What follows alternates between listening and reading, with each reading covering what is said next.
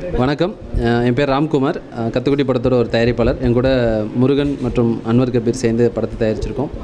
கத்துக்குட்டி படம் வந்து Naren sir, Suri sir, சிருஷ்டி, ஜெயராஜ் சார், இன்னும் நிறைய பேர் படத்தில் நடிச்சிருக்காங்க அப்படின்னு சொல்ல முடியாது, வாழ்ந்திருக்காங்க. அந்த மாதிரி ஒரு அற்புதமான படமாக வந்திருக்கு.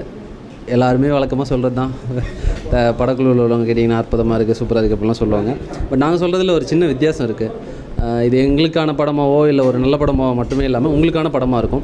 நம்ம எல்லாம் பாரம்பரியமாக நிறைய விஷயங்களை வழக்கமாக மறந்துடுவோம். ஏன்னா பெற்றவங்களை ஹோம்க்கு அனுப்புகிற தலைமுறை நம்ம நிறைய விஷயங்களை, நமக்கு நடந்த விஷயங்களை, நன்றிகளை மறந்துடுவோம். அந்த மாதிரி நம்ம சமுதாயமே, நம்ம நாடே மறந்த ஒரு முக்கியமான விஷயத்த ரொம்ப சாதாரணமாக எளிமையாக கவர்ற மாதிரி அட்ராக்டிவாக சொல்லியிருக்காரு இயக்குனர்.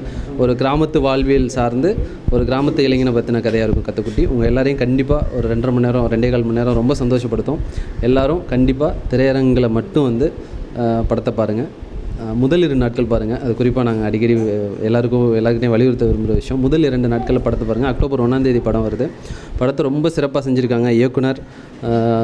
கதை, திரைக்கதை, வசனம் பார்த்திங்கன்னா பின்னிடுவீங்க. ஒரு டயலாக்கும் கைதட்டுவீங்க. அந்த அவ்வளோ சூப்பராக இருக்கும்.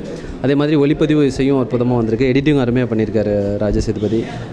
இசை வந்து அருள்தேவ், ஒளிப்பதிவு சந்தோஷ் ஸ்ரீராம். எல்லாமே அருமையாக பண்ணியிருக்காங்க.